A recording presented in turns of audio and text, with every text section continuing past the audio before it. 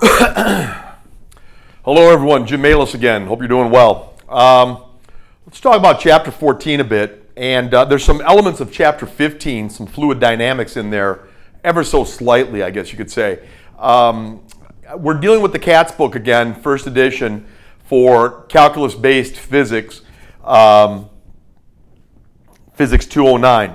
Many of the people that might want to look at this in other classes that I teach that are non-calc based, I think you can get a lot out of that as well, because we're not always using calculus on it. So it should be something that could be worthwhile to you. So if it is worthwhile to you, please utilize it. Regarding chapter 14, they talk about the title of the chapter itself is Static Equilibrium, Elasticity, and Fracture. To have static equilibrium, it's from the Greek word stasis. Stasi is something that is stationary. Okay, you can even see that the words have a stationary and stasis and static. They all kind of sound alike. So the Indo-European origin of the word is pretty fascinating. I'm assuming it's Greek though. Statiko, stasis, the idea of stationary. You need more words to describe more words, guys.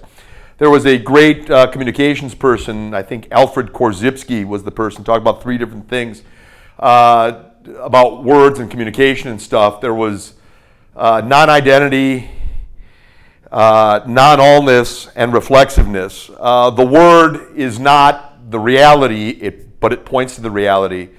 So that's non-identity. Non-allness, the word cannot describe everything that's going on. And reflexiveness, you need more words, as you saw me try to do just now. You need more words, to talk about what's going on. Something along those lines. I can't remember it perfectly, but very profound stuff. This was, there's very much associated with that, and there are antecedents to that sort of thinking in ancient times, in very old times, so people thought about that as well. There's some debate among cultures actually regarding, it's an east and west kind of thing sometimes as well, regarding how that plays out. That's a fascinating discussion in its own right, and in another course that'd be a great discussion to have. Anyway, be aware of that. So there's a lot we don't know and a lot we can't describe, that's for sure. I would definitely agree with that.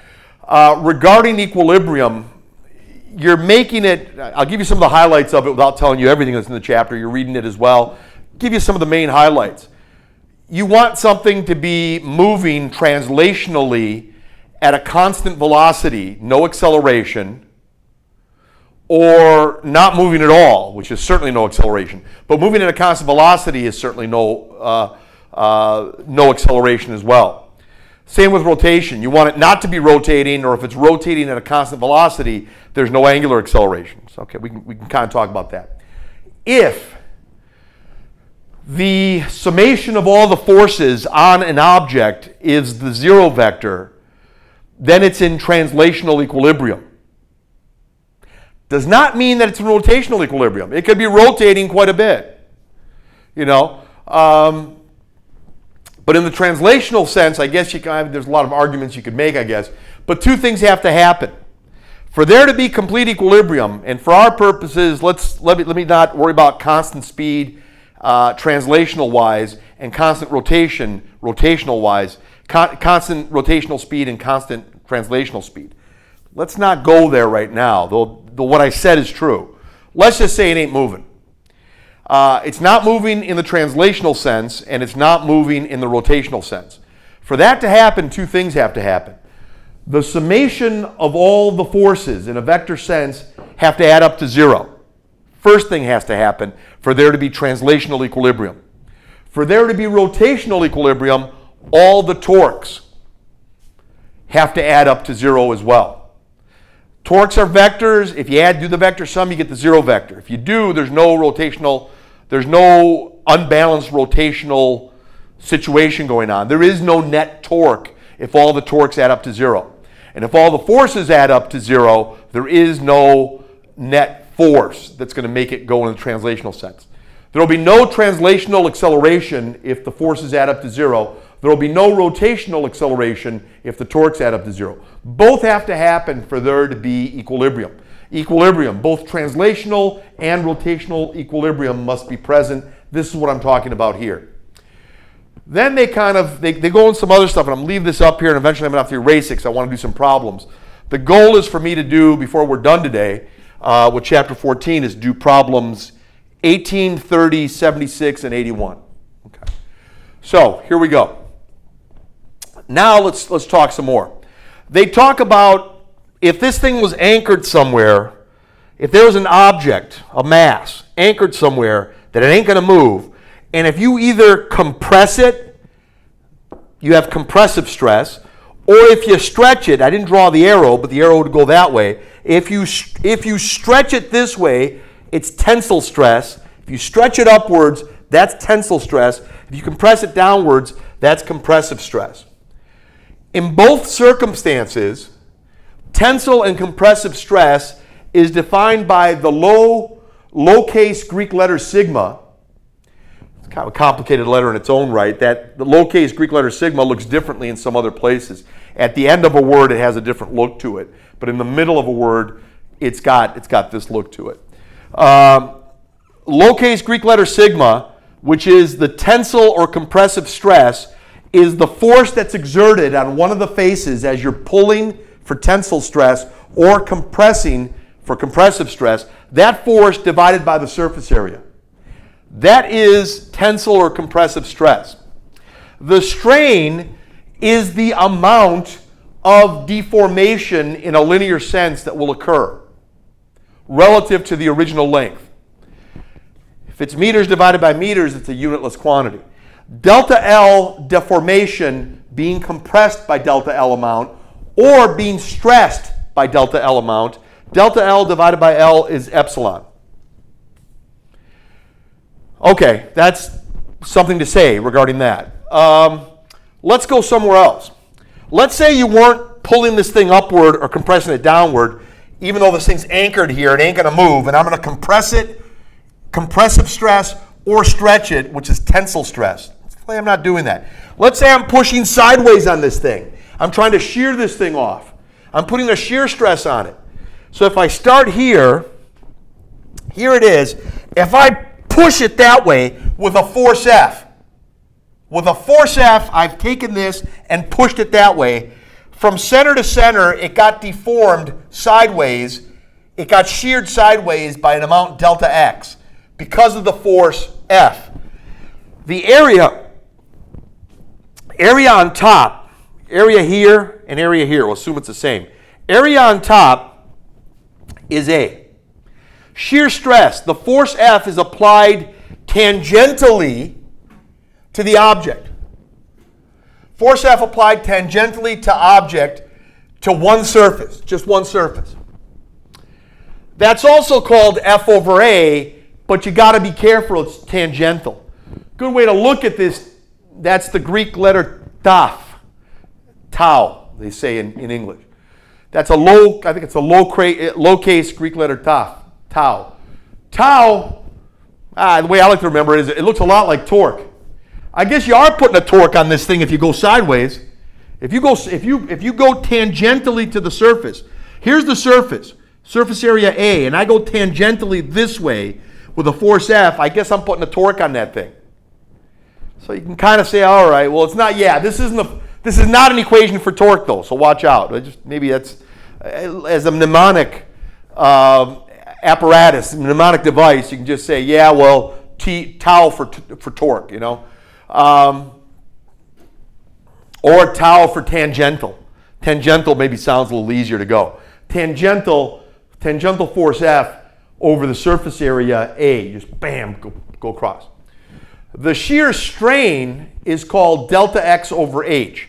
The amount by which it was displaced sideways divided by the height of the object, and the object is anchored down here. It's only to one surface.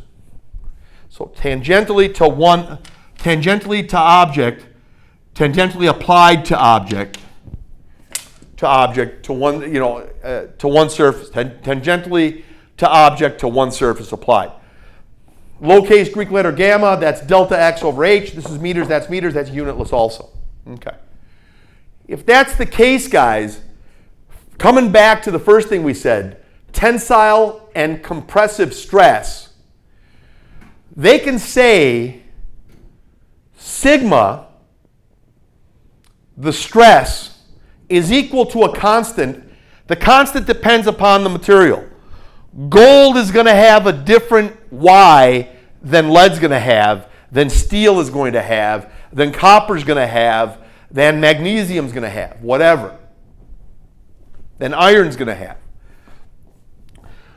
The tensile or compressive stress equals the constant known as Young's modulus, depends upon the material in use with which you are working. Sigma, F over A, force over A, sigma, the compressive stress is equal to Young's modulus times epsilon, which is the strain. Delta L divided by a given L. This works for compression or for tensile forces. There is a point where this stuff fractures. The point where it fractures is not necessarily the same when there's compression going on or when there's a tensile or a compressive force going on or a tensile force going on. They don't necessarily have to be the same. So watch out. They should give you the information that you need to actually break something if they're going to say break it, right? I'm going to talk to you a bit about this, and I'm going to kind of come full circle around it. So sigma equals y epsilon. Does that look anything familiar to something? To me, I'm going to come back to it. I'm going to throw this out right now to you, and then I'm going to come back to it. To me, it looks a lot like F equals kx. I know they say put a negative kx. Sometimes they even put a negative down. You'll see. Whatever. We'll talk. Let's forget about the negative. We'll just talk about the magnitude. We know F equals negative kx when we're talking about Hooke's law and we're talking about stretching a spring or compressing a spring. Materials behave like springs, oftentimes like very strong springs, but within certain limits. You got to be careful because you can still break something. If you don't break it and within certain limits, they behave a lot like springs. You stretch them and they come back. You compress them and they go back. A lot like a spring. Very strong springs oftentimes, but like springs. F equals kx. That looks a lot like an F. That looks a lot like a K. And that looks a lot like an X, if you're careful about it. Really? Sort of. Isn't sigma F over A? If A is a constant, F is a force. Y is a constant, just like K is a constant.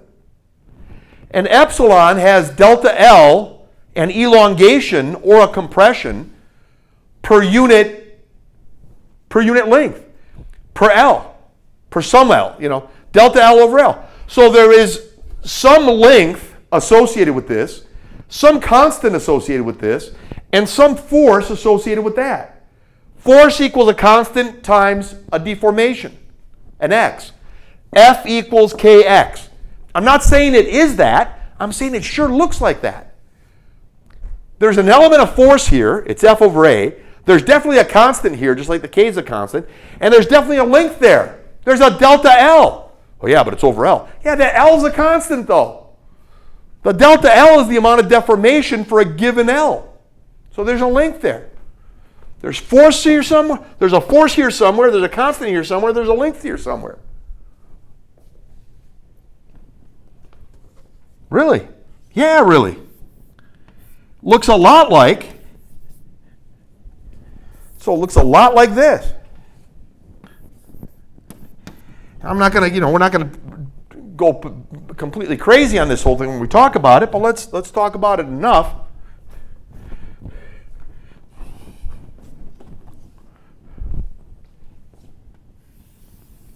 So there's something here.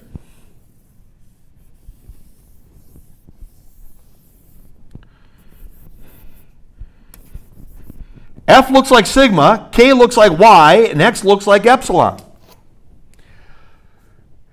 Yeah, that holds for everybody. It holds for this situation. It's going to hold for that situation. Believe it or not, it's going to hold way over here. And I don't want to beat this thing to death, but when you come over here for shear stress, there is this guy, which is force over area, tangential force over area, tau, tangential force over area. G is called the shear modulus. That's a constant for a given material.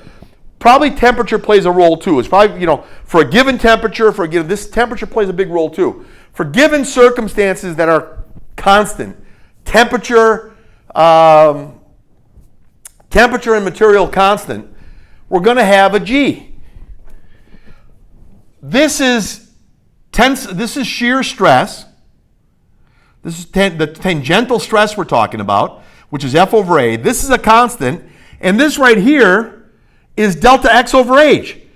That's also a distance displacement. It looks a lot like this. If you put a submarine under the water, it's going to compress. How much? Well, it depends how much pressure is on it. Pressure is force divided by area. That's the force on the area all over the submarine, let's say.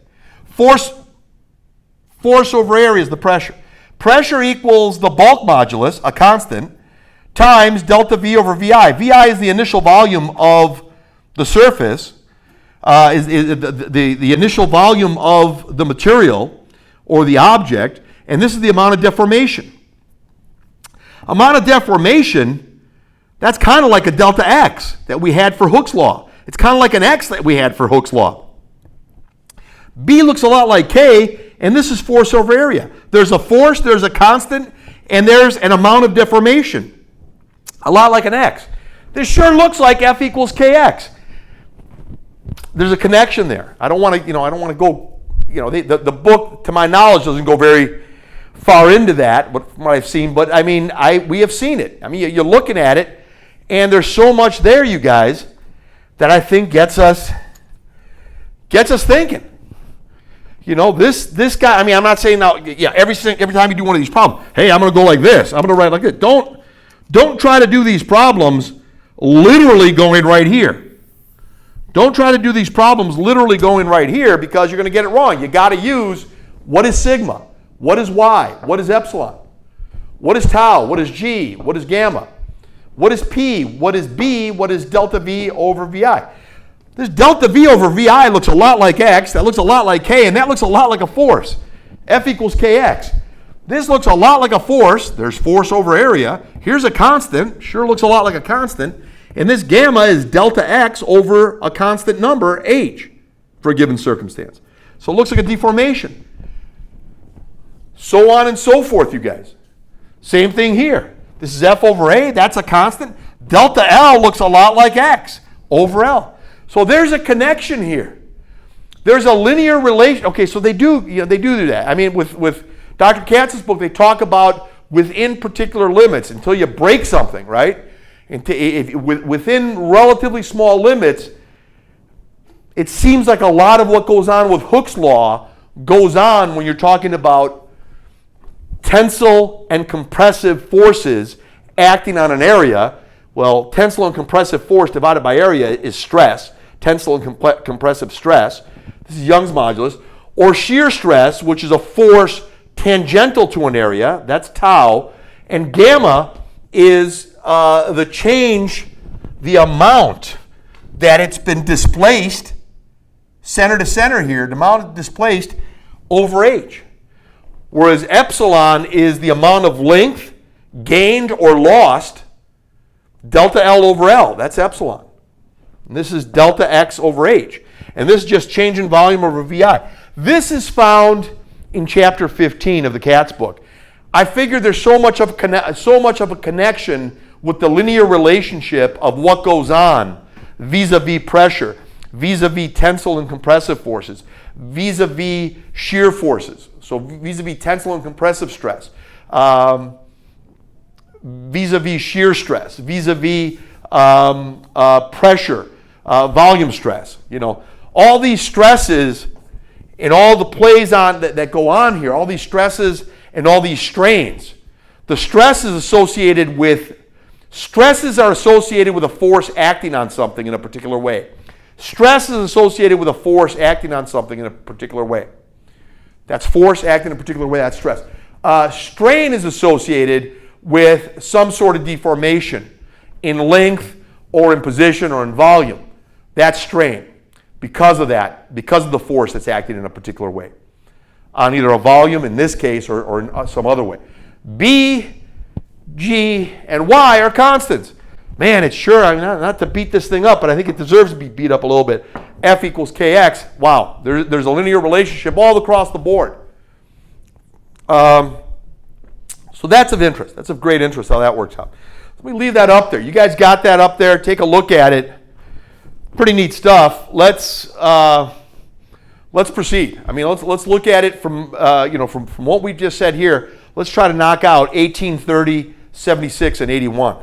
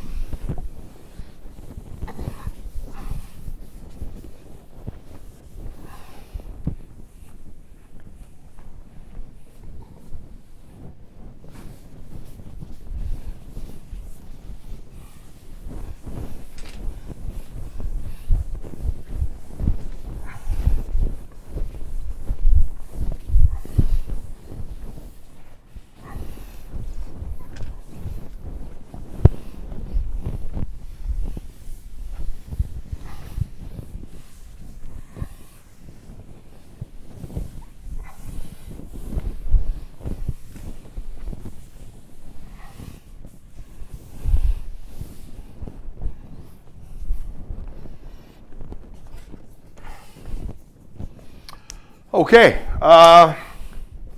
all this being said, go to 18.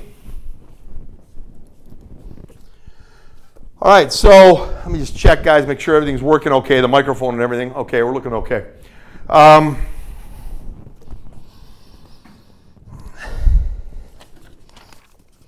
again, they went into other stuff here, the different tools and stuff, dot products, cross products.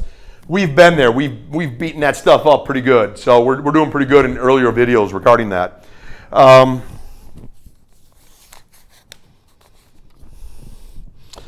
For problem number 18, a force vector equals 65.8 I hat plus 96.3 J hat newtons is exerted on an object at a point whose position from the axis of rotation is given by this. A, B, C. What is the torque exerted by this force? B. What happens to your answer if the force's x component increases while y component remains constant? C. What happens to your answer if the force's y component increases while the x component remains constant? So they're playing different games here. So basically there's a force vector and it's exerted on an object at a point whose position from the axis of rotation is given by r vector equals negative 5.8 k hat. Okay, so there's vectors all over the place here, guys. Let's see how we are going to talk about it.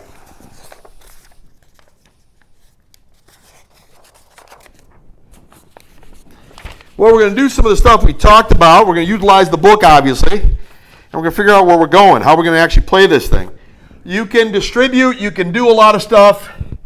You're going to do it carefully, though, whatever you do. I mean, this stuff can get a little messy if we make a careless mistake. So we've got... There it is. I mean, so we're saying this. Let's start here and let's go.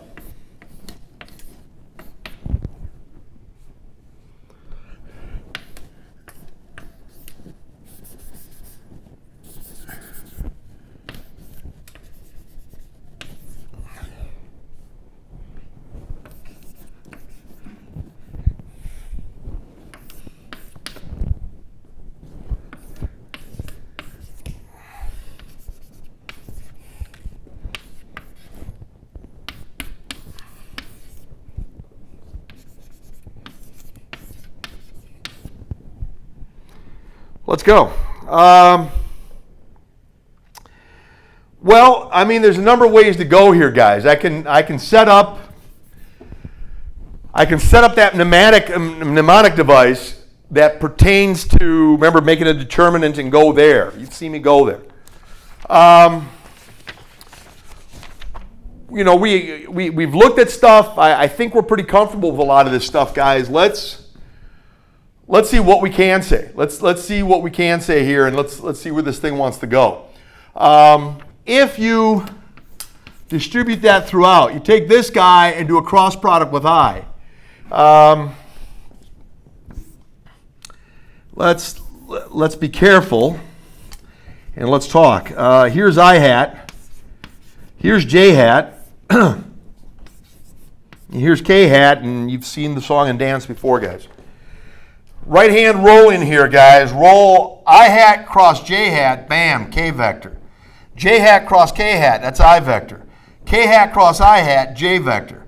And if you reverse them, you're going in different directions here. Well, let's see where this thing goes. They're saying K hat dot I hat. So they're doing this. Let's multiply it out. 5.8, negative 5.8 rather. 65.8. K hat cross I hat. Well, we got to cross that bridge. I mean, we'll figure out where we're going to cross that bridge, how we're going to do it. Then you go negative 5.8 times 5.8 times 96.3, and that's going to be K hat cross J hat. Okay, what's going on here? Well, yeah, I mean, we've been down these paths, I guess you could say, to actually figure out where you want to go with this, how you're actually going to do this. There's a lot of ways we can catch this thing and actually get it to go. Let me try. I'm just debating with myself how much I want to show here. I think we've gone down this path before. I don't think I gave the most rigorous explanation for how this actually plays out, though I was very rigorous the other way when we actually talked about the determinant, that tricky determinant we can use. That'll help us. That does work. That does work. So you're going to get that every single time you go here. I mean, if you were going to go, the way this whole thing would want to play out. This certainly works given the mnemonic device that I'm showing you earlier, how to do something like this using determinants. Exactly the same answer. So we'll leave it at that for now. Let's see where this goes to make perfect sense out of it. K hat dot I hat, or K hat cross J hat, or K hat, well, we got all the above actually. We got K hat cross I hat. Let me roll the fingers here, bam. K hat cross I hat, that's J vector. This thing right here becomes J vector when we do it. Fantastic. K hat cross J hat, bam. That's negative I vector. So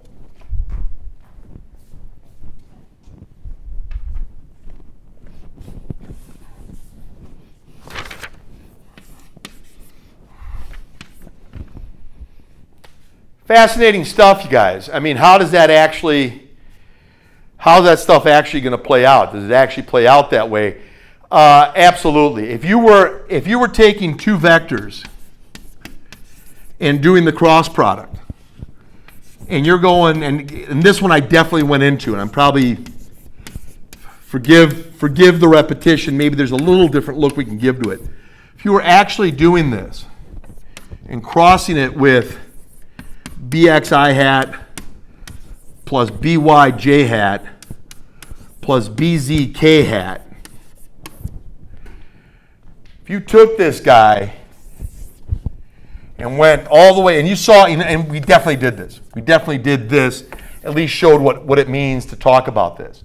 Then we went and we took this guy, he went to here, this guy went to there, and then this guy went to there. And then went to this guy right here, and he went here. He went here, and then all the way to there. Well, you do every single song and dance that's pertaining to it it comes out, not our business right now, guys. I don't want to redo all this stuff. And you don't need me to redo it, but it is going to come out to, if you were playing this game, guaranteed,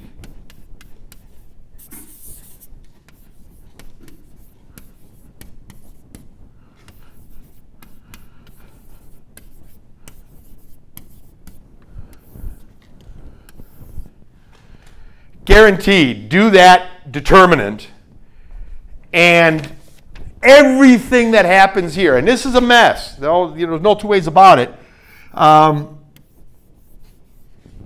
If you play this mess out, this is going to be I hat cross I hat, that's 0. This is going to be I hat cross J hat, that's K vector. I hat cross K hat, I hat cross K hat, that's going to be negative J vector. So, it's a mess. I mean, this to here, I hat cross I hat, 0. I hat cross J hat, K vector. I hat cross K vector is negative J vector. And so on and so forth, guys. Do the whole dance here. Go get this guy, go over here. J hat cross I hat, negative K vector. J hat cross J hat, nothing. J hat cross K hat is going to be I hat. And then bam, come over here. And you get, go here. I mean, K hat cross I hat. K hat cross I hat is going to be J vector. Yeah. K hat cross J hat is going to be negative I vector, and K hat cross K hat is nothing. If you do the song and dance, guys, you're going to get three pairs here. 3 pairs of, you're going to get 3 binomials, 3 pairs of items, each one in a subtraction, associated with I hat, J hat, and K hat. And it's going to be the exact same thing as that. Guaranteed. You can test it. You'll see it's there. We can test it and see it's there. Let's take the word of the mathematicians on that one. It's not a hard thing to actually do. And when you look at it, it's going to come out just like that. You actually do the thing and you say, here we go. I mean, I hat, the way the game plays, AYBZ minus AZBY. And there's your I hat. Plus a negative J hat. Yeah, remember that one. Column 1, row 1, 1 and 1 is 2. Column 1, row 1, 1 and 1 is 2, even. Okay, just stays even. Row 1, column 2, 1 and 2 is 3. That's going to be a minus. There it is. That's AXBZ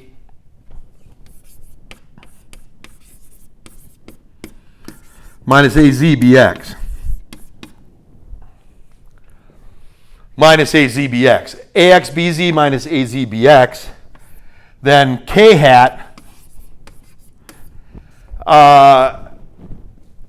Row 1, column 3, 1 and 3 is 4, even 1. AXBY, AYBX. Minus AYBX. All right, this should look familiar because we've done it. Here's the confirmation of it. Here's kind of the confirmation of it, guys. If you took this guy right here and brought him to everybody, I hat cross I hat, 0. I hat cross J hat, that's I hat cross J hat. You're always coming back over here, guys. I hat cross J hat brings you to the K hat. It's all that cycle. It's that right-handed cycle, guys. I hat cross J hat is K hat. So here to here, I hat cross I hat is 0. I hat cross J hat is K hat. That's AX BY K hat. That's AX, let's just mark it out. That's AX BY K hat. Yeah, it's there. Let's go over here. I hat cross K hat. I hat cross K hat, that's negative J hat. Okay, that's AY BZ negative J hat. I'm sorry, that's AX. Let me see here. Let's see what I did here. Okay, we did here to here is 0. Here to here was the K hat. So it's AXBY K hat. We got him accounted for here. So we got that accounted for. Let's kind of just, I'm not striking it out like it's not going to 0. We're just striking it out that we did it. Then you say I K hat. I K hat. That's negative J. That's AXBZ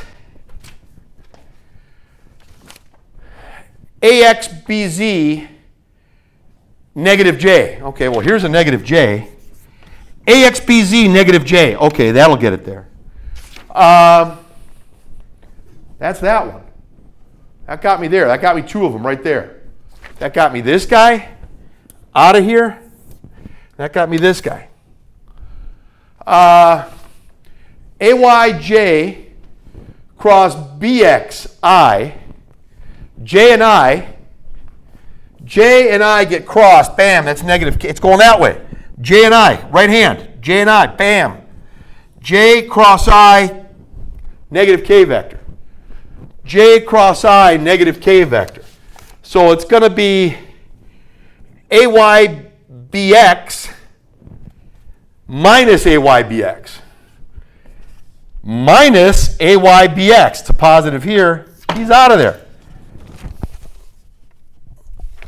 Out of there. Okay.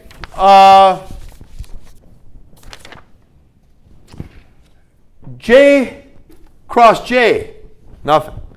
Nothing in there. J cross J, 0. J cross K. J cross K, bam, that's I.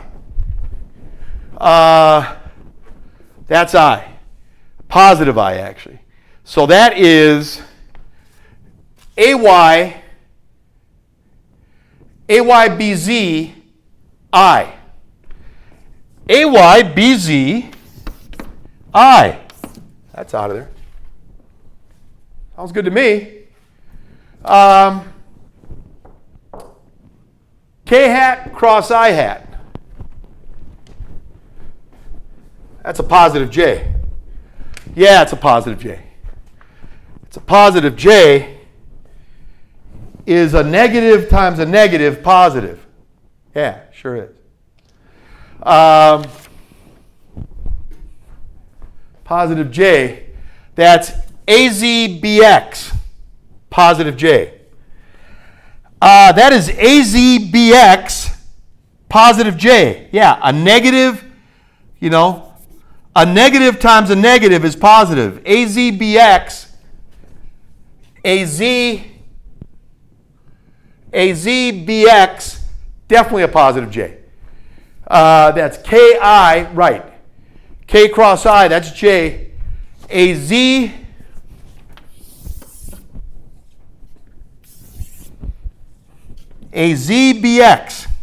AZBX minus a minus. Minus a minus is plus. It is indeed positive J. K vector cross J vector. K vector cross I vector, rather, is positive J. And this, the minus minus will give you that. Okay. Let's go here. K vector cross J vector. K vector cross J vector is negative I. K vector cross J vector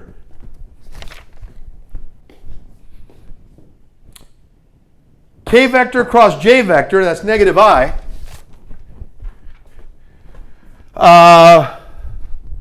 Right. K vector cross J vector is negative I, that's AZBY minus AZBY. Here's AZ, here's BY, here's your minus. We said K vector cross J vector, direction orientation, right? These are all orientations here, guys. This way, this way, this way. K vector cross I vector was the J vector. K vector cross J vector, that's negative I. That's negative I, so it'll be negative AZBY. Negative AZBY. Looks good to me. K hat cross K hat is 0. Wait a minute now. That guy's already been crossed out. This guy just got crossed out. He was crossed out at one point. So was he. So was he. So was he. It's all there. It works. The distributive principle works. It's not obvious. Even though you guys aren't here in front of me, you made me do it, and I'm glad you did. You see that? And we've seen other stuff too. We've seen other stuff too. There's some great stuff here. I got a feel. I can't remember exactly. I got a feeling I've done this at some point or another, either in front of a class at some other point, or maybe in front of in the filming of it. But just in case, it's not going to hurt to see this again. It's good to see this. It's good to see it. All right. Well, that's enough. I mean, we got what we got here, man. What are they? At the end of the day, what are they doing here? What are they talking about here? Well, let's get the answer here finally of what they're trying to say.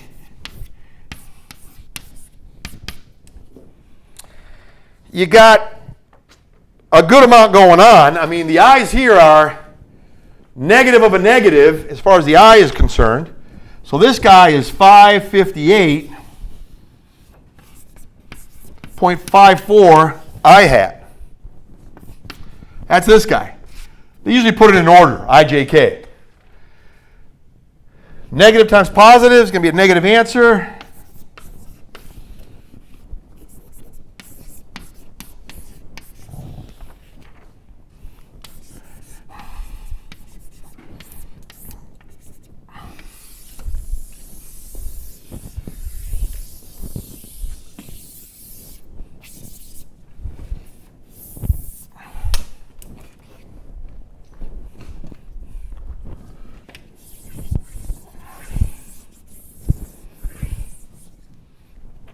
That's pertaining to what we did over here. Okay.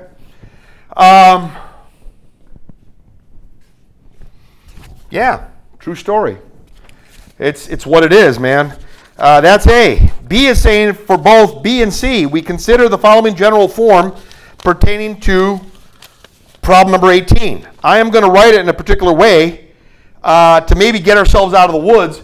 So when we're giving here a qualitative discussion, it's not going to be too bad for us to look at it. So let's take a look at it.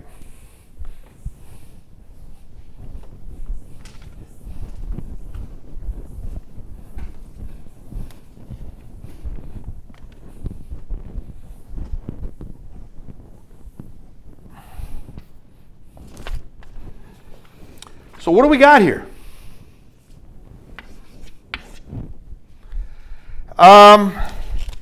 For both B and C, here's a way to get out of the woods, you guys, as far as I'm concerned. Here's a K hat. We all know that. Here's an I hat. We all know that. And here's a J hat. Tell you what I'm going to do. I'm going to call this guy capital A, K hat. I'm going to call this guy capital B, I hat. I'm going to call this capital C, J hat. And then maybe in that general looking sense, we can get an idea of what we want to say.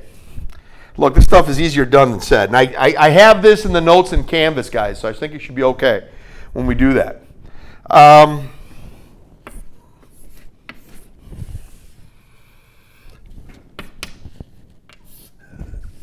Tau vector, I'll tell you what, let me generally just put something there. I'll put A. You know there was a K. I'm keeping everything. Guys, be very careful here. I'm keeping everybody associated with the hats the way they were originally associated. Okay?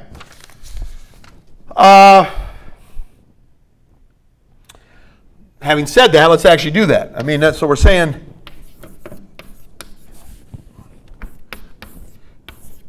All right. You've seen me go here. You've seen me go here, guys. Well, okay. What's going on? Well, here we go again. Maybe one good thing happened with that speech I just delivered, right? Distributive principle works with cross products. We know it works with cross products. We did it in the most general sense. It works. It works. The mathematics behind the actual values that we're getting, beautiful stuff. Not our business right now, not particularly difficult, but it is rather tedious. Just trust me, it works. It all works even before we did this stuff. The actual values of what they are. What is the cross product? What is the dot product? The math is beautiful, not particularly very difficult, but quite tedious. Not our business right now, but we know it works. And we also just demonstrated, based on the assumption that the mnemonic device associated with the determinant gives you the correct cross product. We actually did distribution and got the exact same answer that the mnemonic device was giving us. The mnemonic memory trick was giving us. Everything worked out fine. It works. Make a long story short, you can distribute. If you go K vector cross I vector, K vector cross I vector, bam, that's J vector. Okay.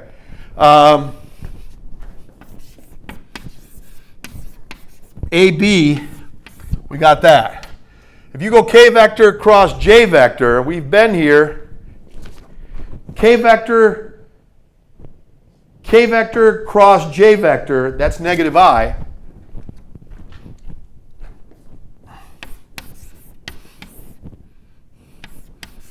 Throw the negative in front, guys. That's all they're saying.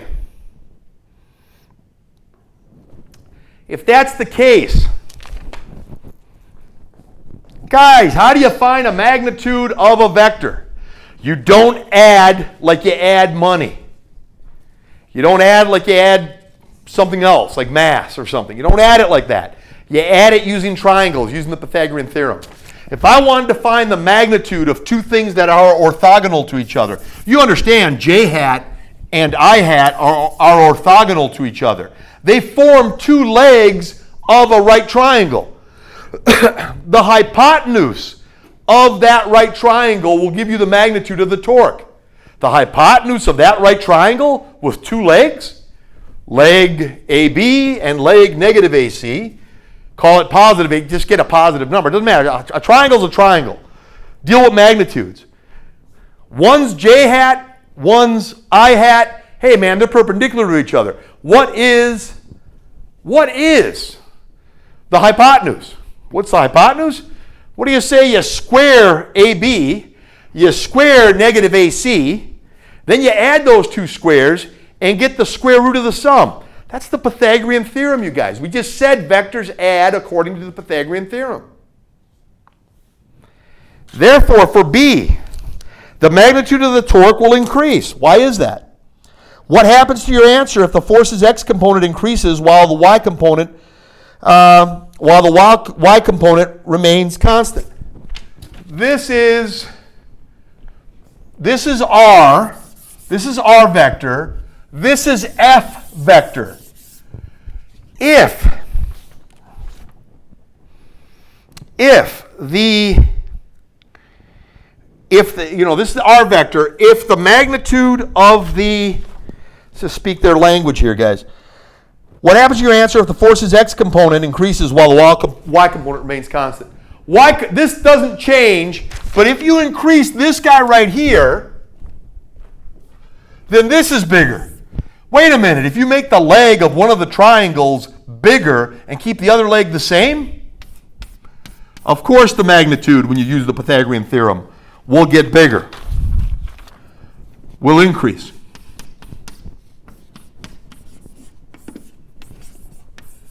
Neat stuff. Big time. That's B. C. What happens to your answer if the force's y component increases while the x component remains constant? Okay. Okay, guys, this is the force. This is the R. Just to remember. You got this guy, you got this guy. Okay. What happens if you keep the y component constant? What happens to your answer if the force's y component increases while the x component remains constant? Okay, the x component constant is right here. Constant. If you increase this guy, well, nothing will happen to this because you didn't change it. But this guy's going to increase. Good. Yeah, because C was bigger. When you multiply, you get a bigger answer. It's just two scalars. You multiply two scalars, you increase one of them, it gets bigger. Sounds good to me. If this leg gets longer and that leg remains the same, by the Pythagorean theorem, torque will increase also. In both instances. In both instances, my friends. All right, that's 18. Let's go to 30.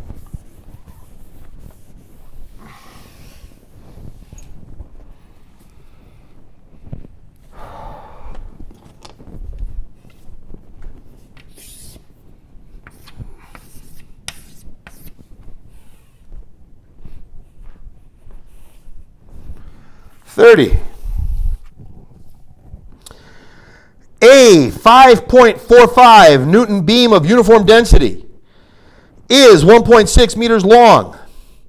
The beam is supported at an angle of 35 degrees by a cable attached to one end. There is a pin through the other end of the beam. Use the values given in the figure to find the tension in the cable that is holding it up. All right. So, again, this is written in there. Let us think about it.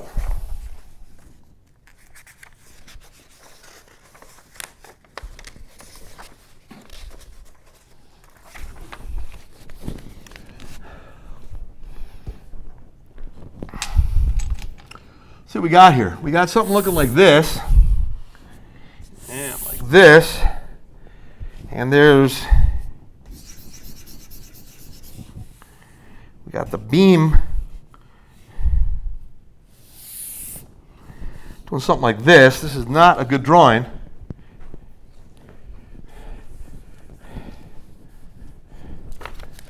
Make it a little better, I hope.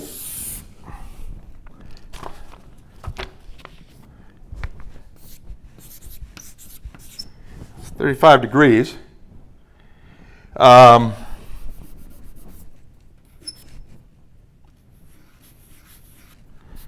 right, guys.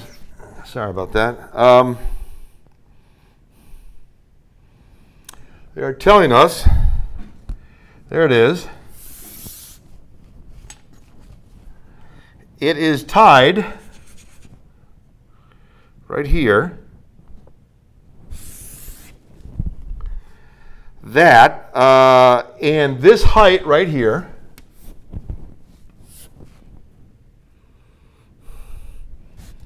is 1 point.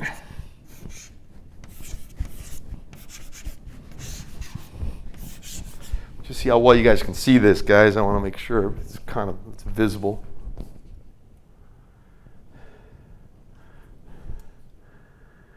Okay. Not great. Let me.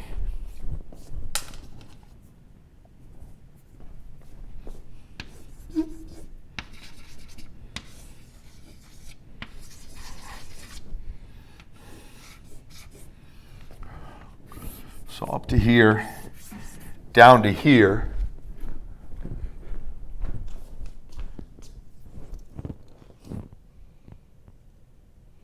Okay, not great, but decent. Okay. I'm just trying to use chalk, guys, that I can actually erase later on, so I'm trying to be as careful as I can be. I want to be pretty conscientious about the people with whom I'm working. If you were to like to do, now this is it. I mean, it's looking something like this, actually, is what's going on. 0.350. Okay, this is not a great drawing, but okay. This is not drawn to a good scale, but this is 0.350. So I should have made this a little bit. There's no real good way to do this. Let me just think.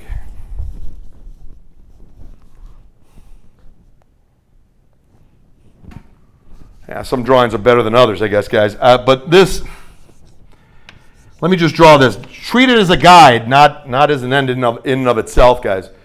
0.350 meters is this distance right here.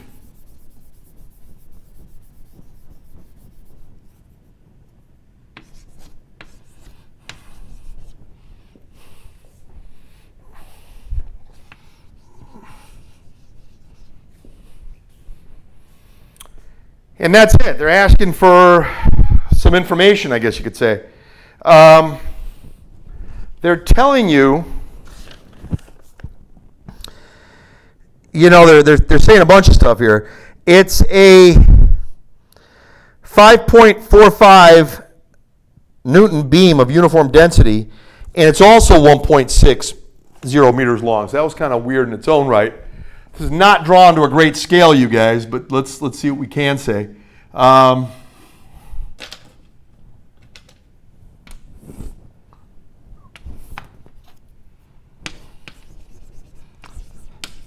Again, the scale of this is not the best. I don't like drawing things off of scale, but it's a little bit off of scale, guys. This length, 1.60 meters, and 1.60 meters, assume it's the same. It ain't. It don't look like it. There's a lot going on with that. Go here. I don't know. I can almost make this thing a little bit longer. See where it's going to go. I mean, go to here.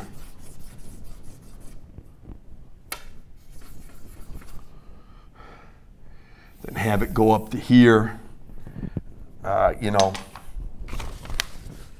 me try to get the scale a little bit better, guys, on this whole thing. But all right, we got this. It's about okay.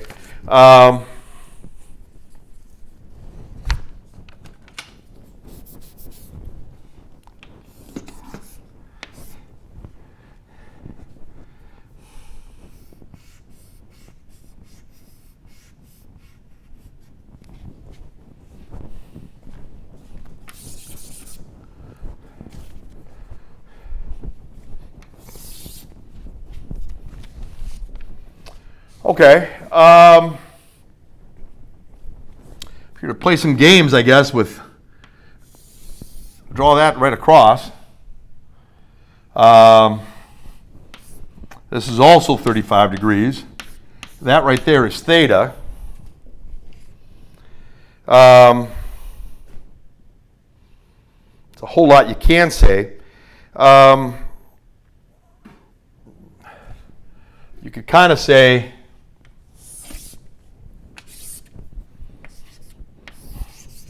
see, get all the data you can. They didn't give you, they gave you a good amount of data, but there's probably more they could have told you here. We're thinking if this is uniform, right down the middle is where the weight acts. Through the center of mass, through the center of gravity. The center of gravity, center of mass, same thing in this instance, goes straight down from the middle. They gave us a bunch of stuff. I know that alternate interior angles are congruent in plain English. For alternate interior angles to be congruent, that and that are parallel to each other. Cut it by a transversal. Alternate interior angles are congruent. 35 degrees equals 35 degrees. That's going to be theta. If this is 1.60, this whole thing here, and this is 1.6 right here, how high is this? Well, this y would be 1.60 times the sine of 35 degrees. Y would equal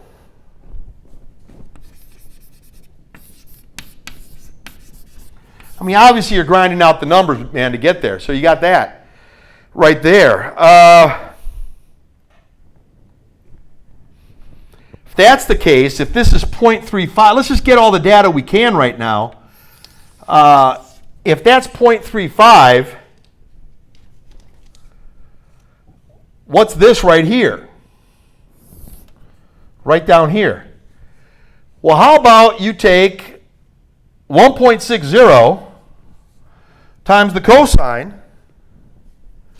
So for this guy right here, from here to here, from here to here,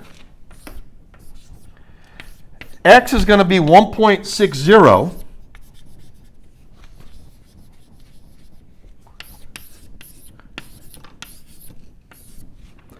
cosine of 35 degrees.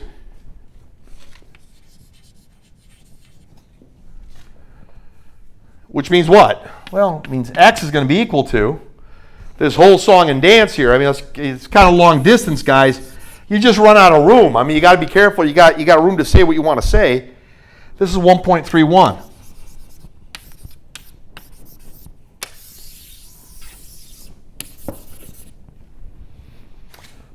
Okay, we've got an x. We got this guy, the hypotenuse is 1.60. The side adjacent to 35 degrees is 1.31 meters.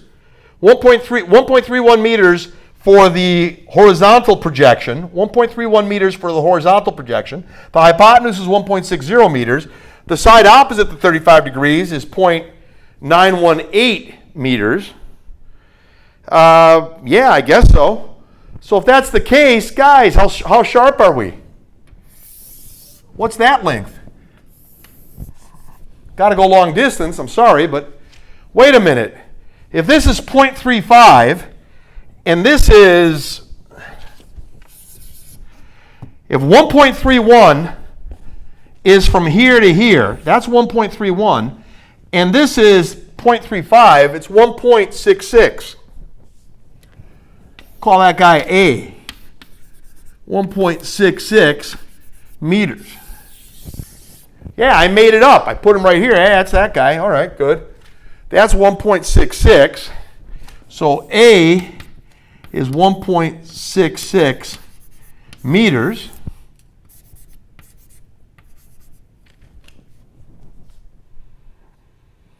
Okay. What's this guy? B. From here to here. Calling this guy A. I did it over there. What's B? Well, wait a minute. If this is 1.60, if the whole thing is 1.60, and this guy right here is 0.918, then it's 0.672. 0.682 rather. I'm sorry, 0.682. Guys, you're taking 1.60 and subtracting 0.918. You're getting 0.682. Well, I mean, it's a nice session with a whole bunch of geometry, I guess you could say. I guess I could find the length of this thing here. I mean, that's the Pythagorean theorem. A squared plus B squared equals C squared. C will be the square root of that sum. You know that. What the heck's going on here? What are we trying to do here? I got an idea. Isn't theta going to be the inverse tangent of B over A? Which is equal to, forgive me, inverse tangent. Inverse tangent of 0.682 over 1.66.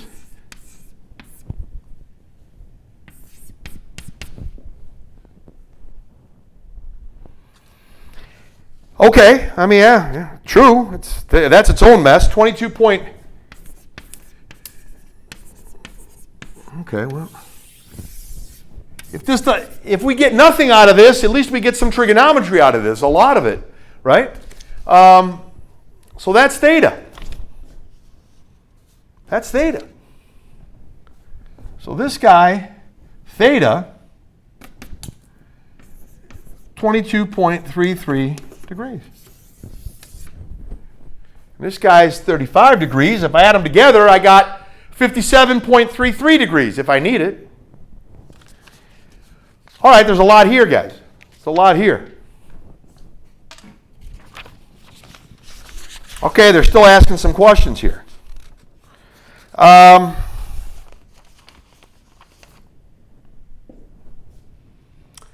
whole lot here, actually. So what we can say is we're trying to find out what the tension is in the string. Well, for the tension of the string to be what it is, you guys, for the tension to be whatever it is, this thing ain't moving. There's no translational motion taking place, and there's no rotational motion taking place. Wait a minute, we talked about this.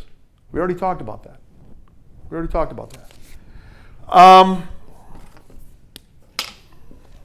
So what's going on here? Well, you know, it's a mess. It's a good mess, but we can do it.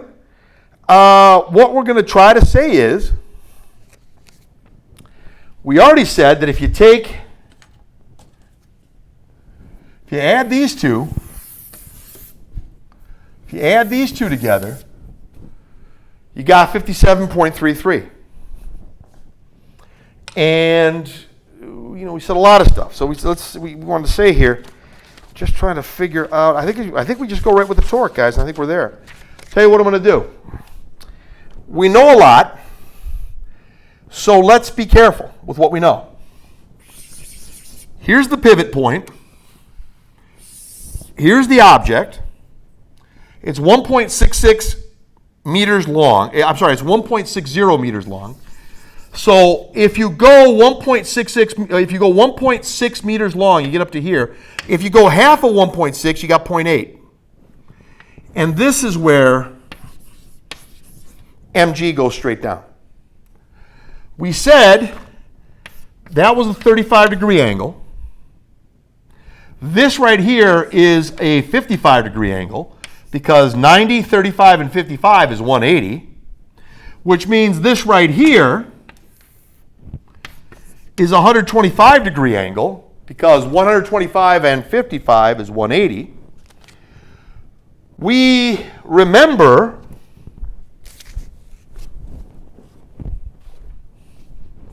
running out of stuff here, guys. Here is, and this is in the notes too, there is the guy. We're trying to find the tension in that thing, the tension in the rope. There is a tension here.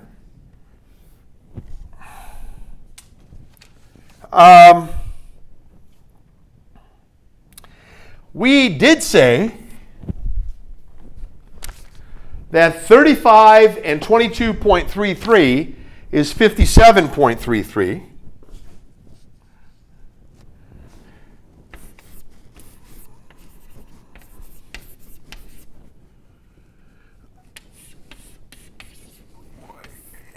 $55.33 plus what? It's going to give me 180. It's going to be 124.67. Or forgive me, I wrote it down wrong. Let's try it again.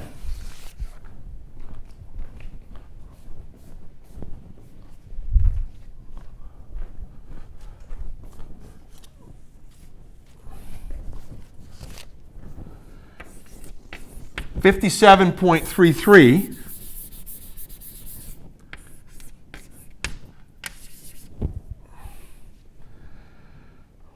$122.67 is what that's got to be.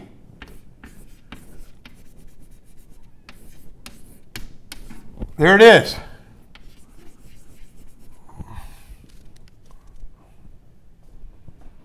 You got it.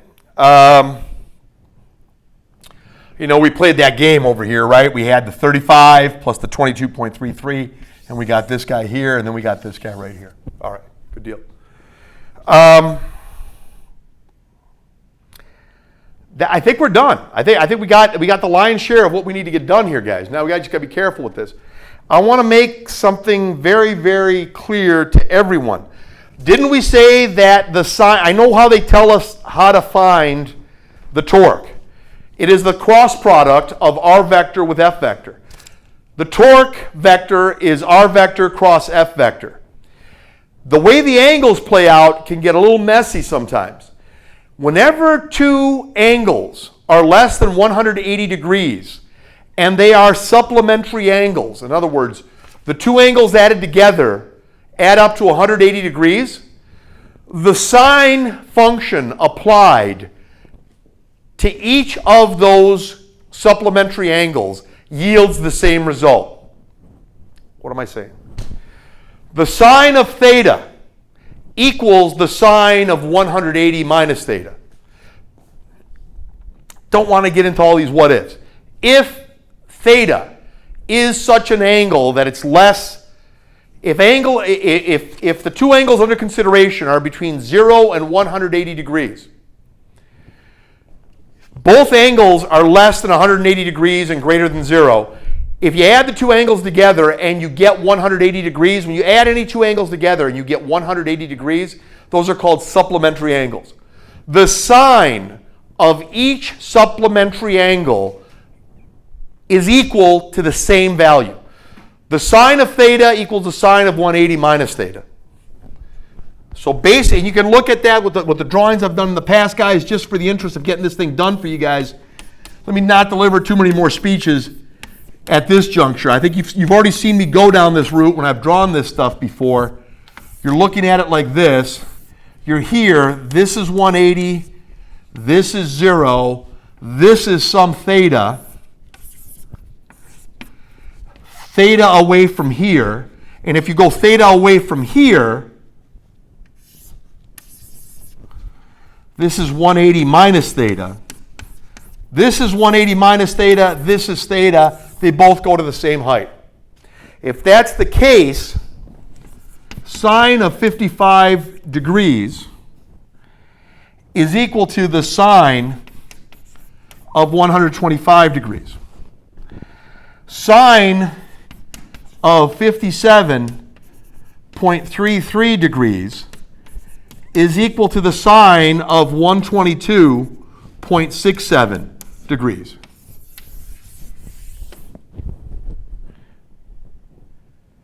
Correct. What's so useful about that? Because these two are supplementary, so it doesn't matter which sign I take. Doesn't matter which sign I take. Even the way they got it defined is a little messed up. No, it's not messed up. I take that back. There's nothing wrong with the way they got it defined. Just be aware that supplementary angles, each of which are less than 180 degrees, to play it safe. They could both, or one of the, whatever. There's a lot of what ifs here. We're not going to worry about that. Supplementary angles, each of which is less than 180 degrees. The sine of each supplementary angle is equivalent to the same value. The sines of supplementary angles are equivalent. Period. What, do you want to put 20 in here and 20 in here and 160 in here, 10 right here, 170 right here, 5 right here, 175 right here? Who cares? I just told you the sine value of supplementary angles. Supplementary angles have equal values of sine. Well, okay.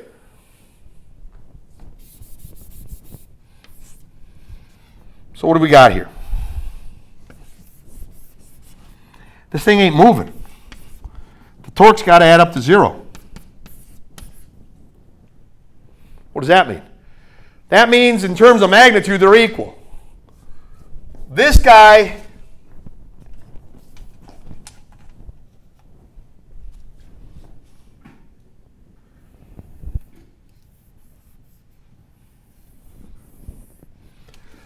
pulling down like that. Our guy going like that. Let's talk about it. The torque here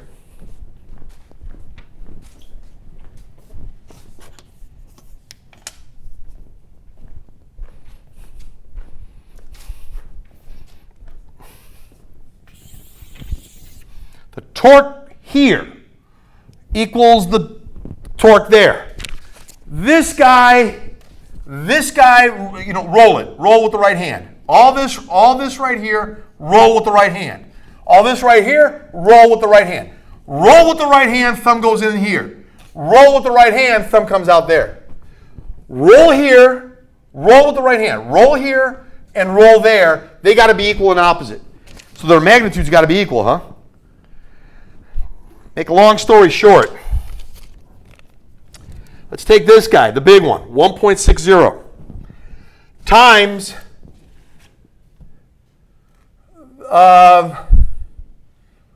the sine of this guy. Now we got to be extremely careful. Right, exactly, correct. So we can do a bunch of things here. So for this guy, he goes this way. Let's find the sine. Let's figure it out. We are going to find the tension times the sine of 57.33. If you want to use R vector cross F vector, you'd have to like extend the arm this way, and you'd have to use 122.67. That's okay. It's the same sine value. So let me see what I got here, guys. So I'll do that one. That times 1.6. So T, that's the tension, times the sine of 57.33 degrees times the arm. The arm is 1.60. That.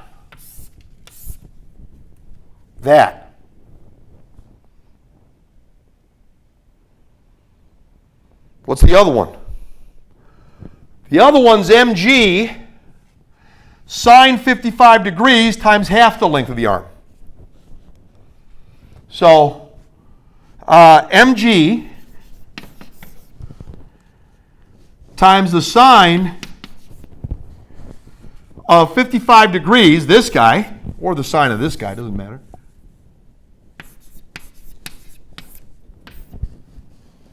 times the arm length.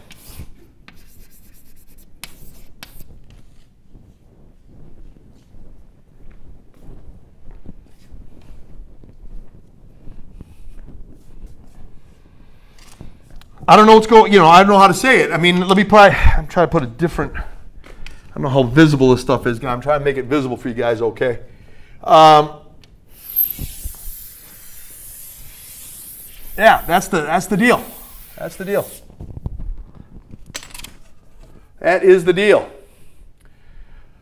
Solve for T and you're done. Solve for T and you're done.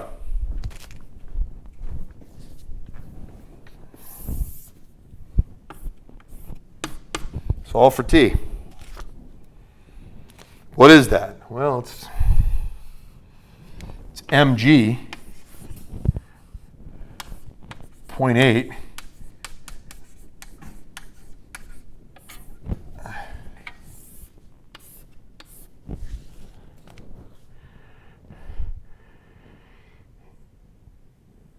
1.6 sine 57.33. Okay, 1 point.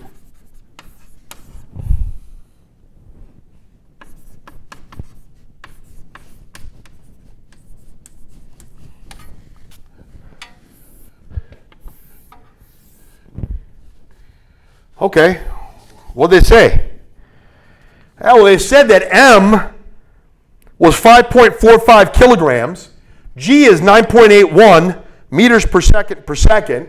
Here's your 0.8, here's your sine of 55 degrees, here's your 1.6. Basically, put the M is 5.45 kilograms, put G is 9.81 meters per second. Do this, do that, do this, do this. Just do let's do the job, guys. Just do what our job is to do. And that is, when we got here, we're going to plug in all the values carefully. And at the end of the day, for number 30,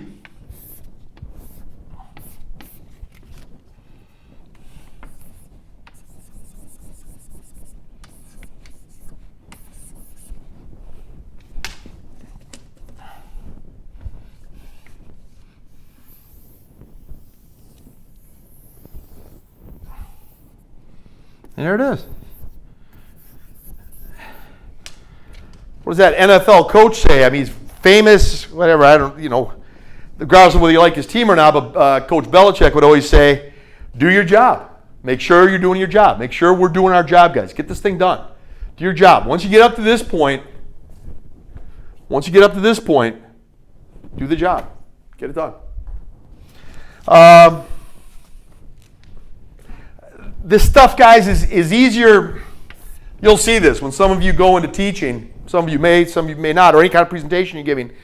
Much of this stuff is much easier to do than it is to explain.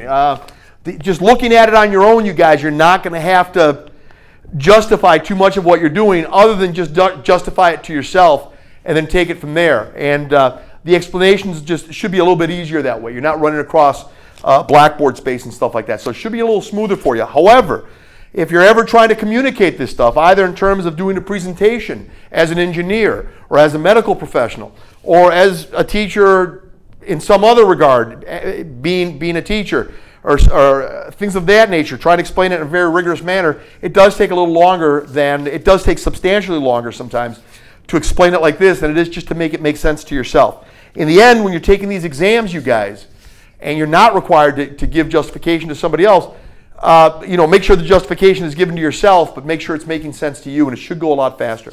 Okay. That is 18 and 30. Let's do 76 and 81. And again, there's a lot of problems in there, guys, in the book. So let's try to make sure it's okay when we're doing this. Just make sure it's fine the way you're approaching this whole matter. So let's look at what is there, and we'll kind of take it from there.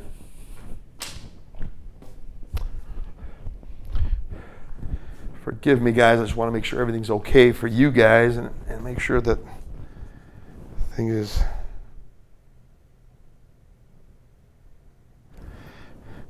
All right, I want to see that my microphone will at least last for what I want to do. We should be okay.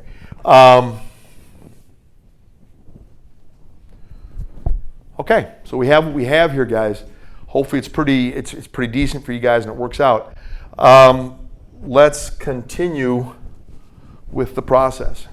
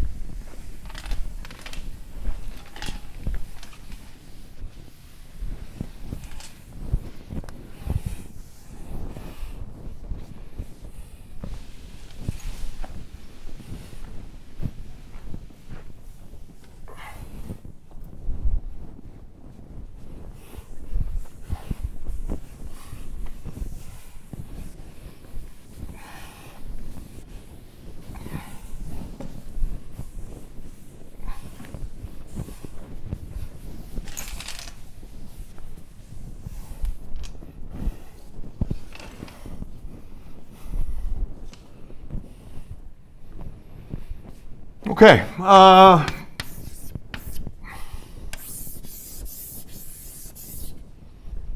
Let's take a look at 76 and take it from there. Forgive me, guys. Just kind of keep a track of where I am.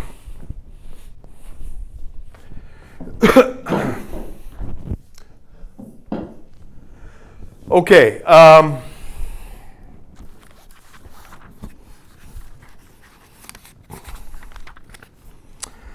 For problem number 76, should be pretty straightforward. Let's just be careful. It should be a nice problem for us to take and do well on it.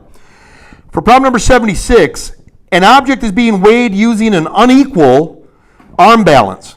When the object is in the left pan, a downward force of 3 newtons must be exerted on the right pan to balance the gravitational force on the object. When the object is in the right pan, a downward force of 2 newtons must be exerted on the left pan to balance the gravitational force on the object. Determine the magnitude of the gravitational force on the object. Okay, what they did here, they said, look, it's all about torque, it's all about nobody moving, and if the torques balance out, nobody is moving. if nobody's moving, from here we can probably determine a lot of stuff. Here's how they kind of played the game with us here. They told us everything that we need, and they made sure not to tell us some other things. So let's take a look. They kind of left a lot of things wide open, so we're going to have to use just some good reasoning ability regarding the physics that we know to get the right answer here. Okay, so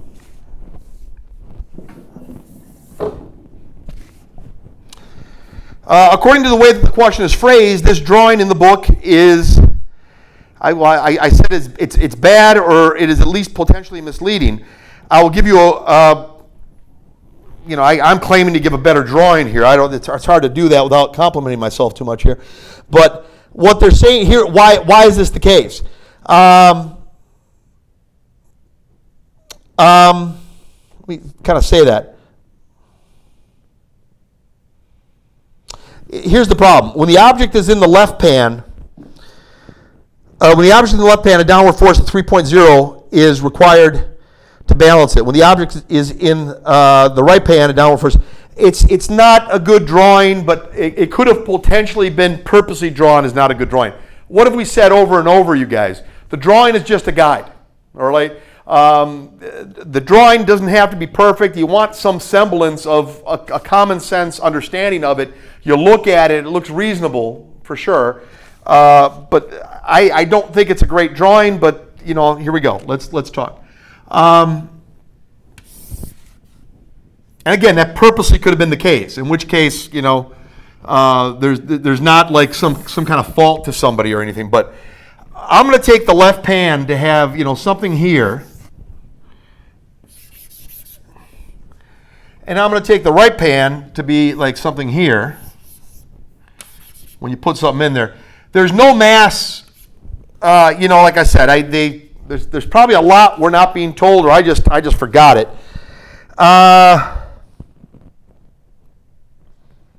Okay, they don't. Yeah, there's a lot here, man. I mean, there's a lot you could say here.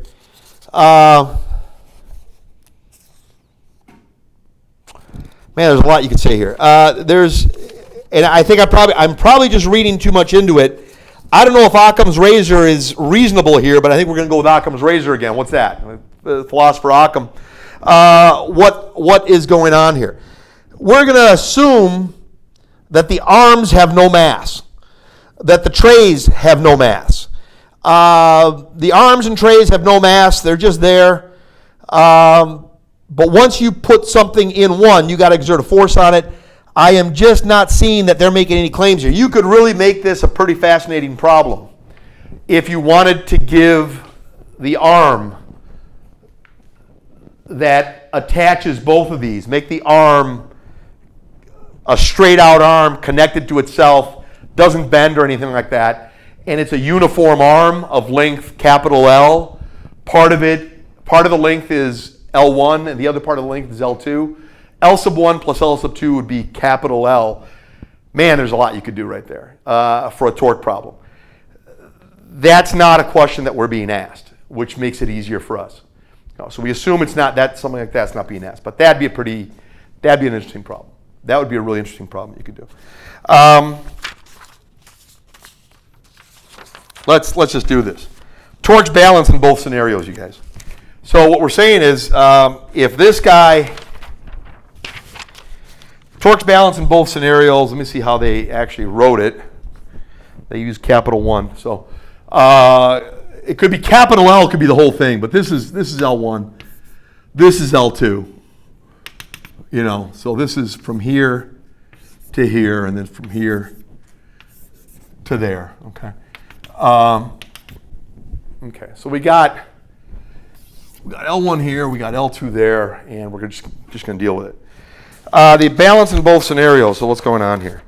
What it means is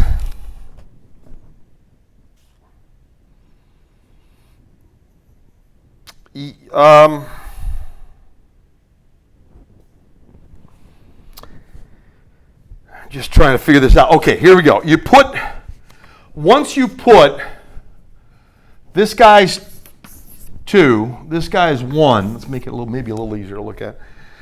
if you put the weight in one, the torque is the weight of the object times L1, this times that, the weight of the object, so L1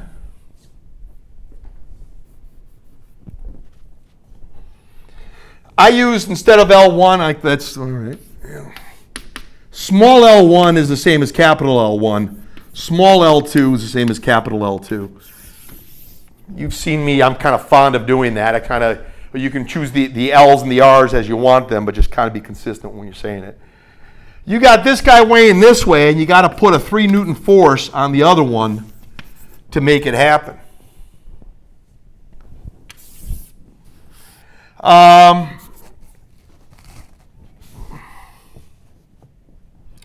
The other guy is saying, you put that on the L2 guy, and you need 2 L1 for the other guy to pull it off.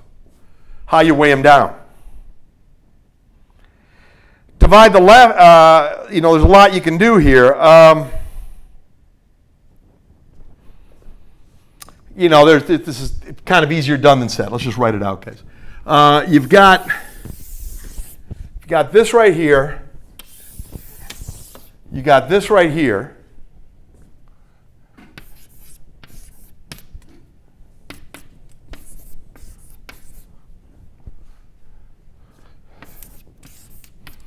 This guy on top, this guy on the bottom.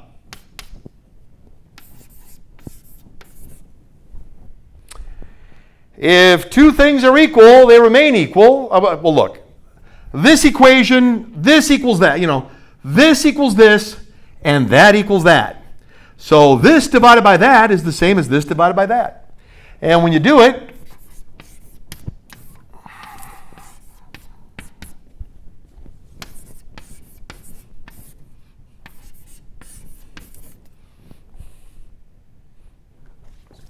you know where I'm going.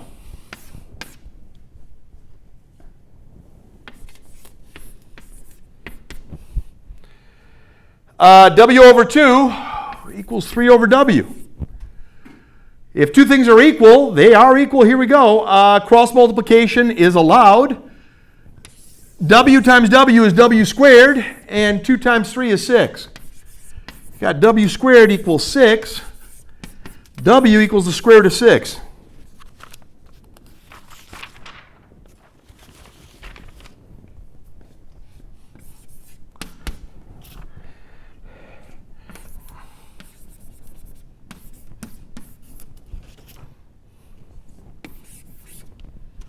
Absolutely.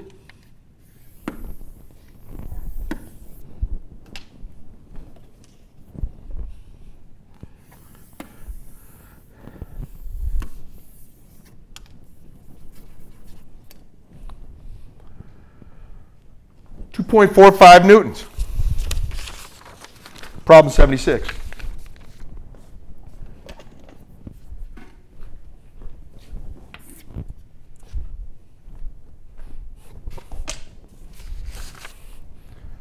Let's go to problem 81.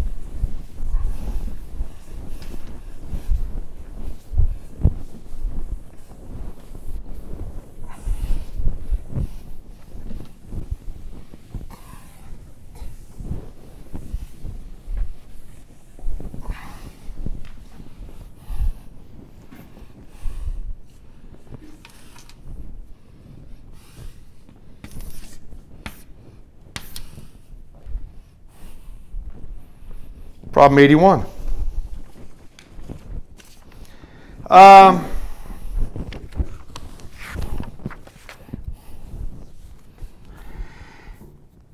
horizontal rigid bar of negligible weight is fixed against the vertical wall at one end and supported by a vertical string at the other end. The bar has a length of 50 centimeters and is used to support a hanging block of weight 400 newtons from a point 30 centimeters from the wall, as shown in the figure. The string is made from a material with a tensile strength of 1.2 times 10 to the 8 newtons per square meter. 1.2 times 10 to the 8th newtons per square meter. So determine the largest diameter of the string. Determine the largest diameter of the string for which it will still break. Let's find a place. Let's find a diameter for that string. Let's find a diameter for that string that even though it's relatively big, it's still going to break. You got to be bigger than this diameter. We got to find a diameter that's got to be just a little bit bigger than what I'm about to find. Because if you stay with what I find, it'll break. Anything bigger than that, it'll barely hold it. Probably want to be safe and go. A lot of engineers, I've had friends that were engineers and stuff, and were becoming engineers and stuff, and they always say, yeah, they try to err, how they err on the side of caution. It's a good thing. It's a good thing to do. So we look at this. Let's do the drawing that they got, or let me kind of draw. You'll see the drawing in the book, and I'll try to make the drawing reasonable. I think we're in pretty good shape. Let me just check real quick, guys, to make sure there's nothing here I'm missing.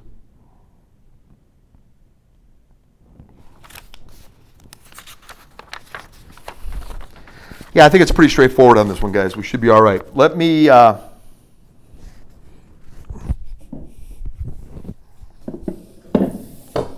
to give you a drawing. Let me modify the drawing a little bit different from what the book's got. But should be pretty decent for us.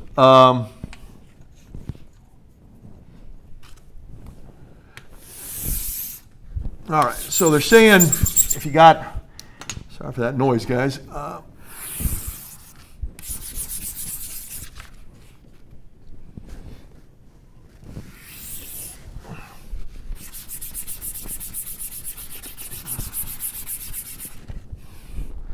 Just looking something like that.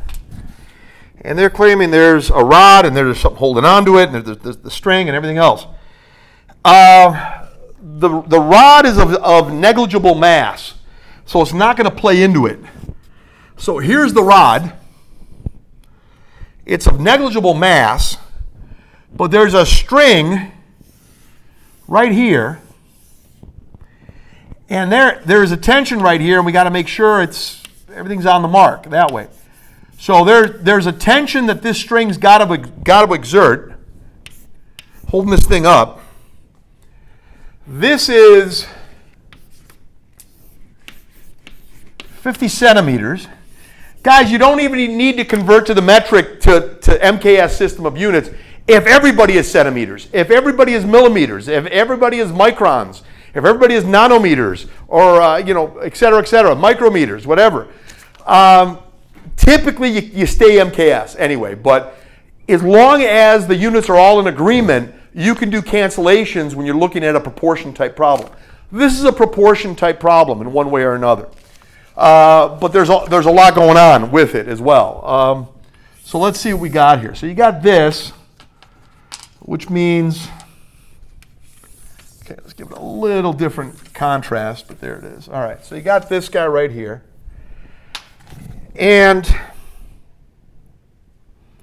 there is a weight just hanging straight down. Tell you what, let's not, you guys have already seen me draw before. You probably don't want to see me draw. I don't want to draw. Let's say it's just 400 newtons straight down, 30 centimeters away from the pivot. This right here is 50 centimeters. This right here is 50 centimeters away from the pivot. This right here is 30 centimeters away from the pivot. We know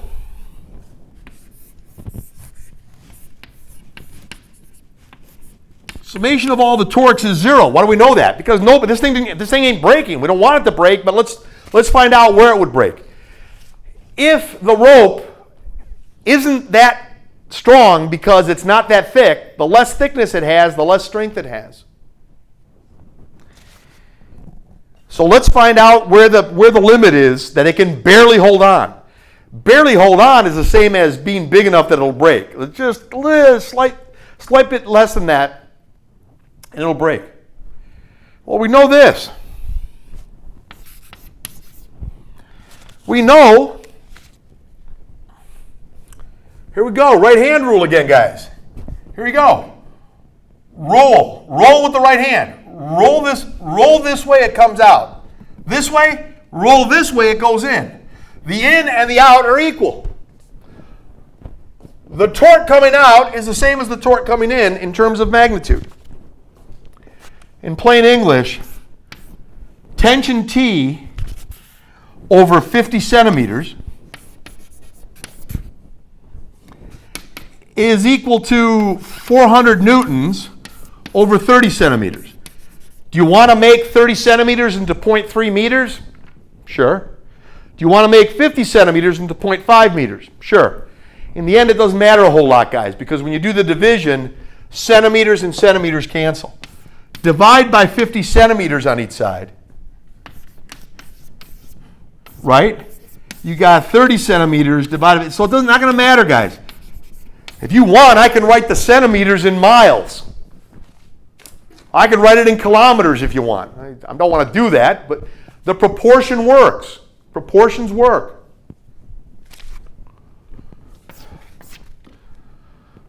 What's going on here? The tension, let's just do the math. The tension that the string has to have, is 240.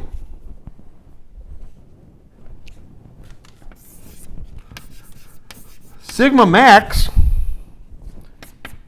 is F over A. Yeah, that's true. What's that equal to? Well, sigma max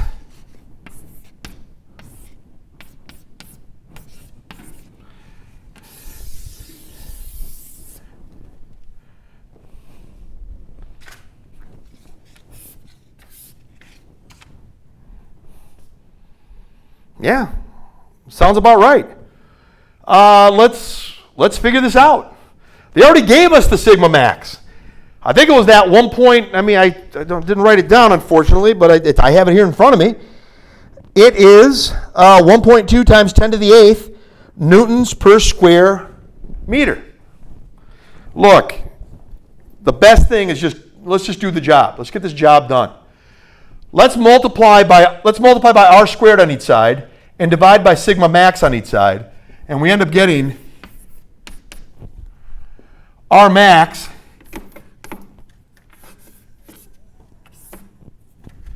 let's just r squared rather.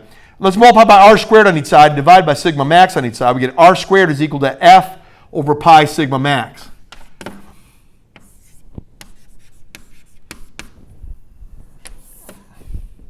Absolutely.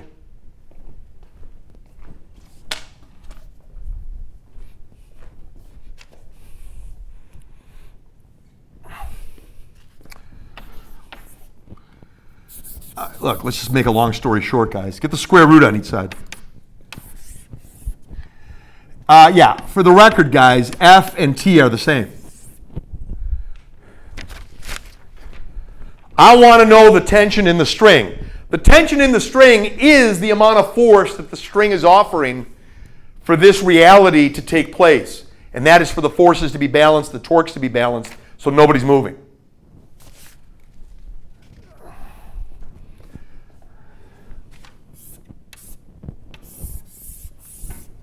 That's it.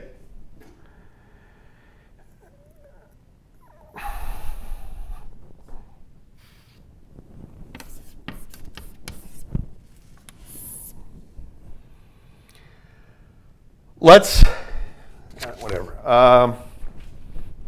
I think it's fine either way, guys. Let me not jump the gun too much. Let me just get this thing under control. just to play it safe.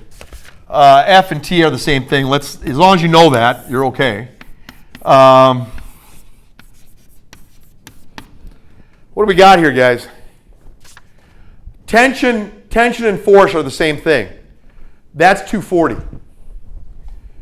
Put 240 right here, put pi right here, put the quantity 1.2 times 10 to the 8th right here, grind everything out, get everything done right here, then square root it. At the end of the day, you get R is the, and again, this stuff can be written. Again, it depends how they're asking the question as to what degree of specificity you want to give. That's the radius.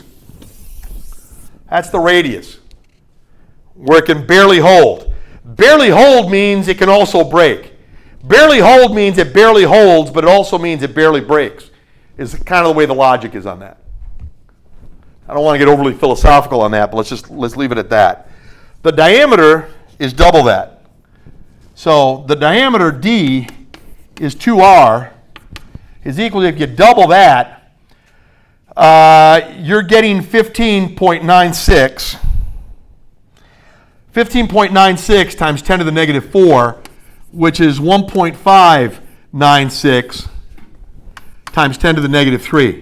So 15.96 times 10 to the negative 4 meters is 1.596 times 10 to the negative 3 meters. There's your answer. When considering significant figures, I'm not hitting you on that, and when you're getting the answers on that, but they're saying it's roughly ballpark idea 1.6 times 10 to the negative 3 meters. That's 1.6 millimeters, you guys. Diameter 1.6 millimeters, about. When you consider significant figures on that. So either one is fine on that. They'll just watch out for what the error tolerance is when you're doing this stuff, guys, right? I mean, when we're doing this. We got this, and we got this. This is the best. I mean, when I'm giving these answers, this is probably where I'd go just to cover myself. But the approximate answer of this right here will work also. Okay. That is it.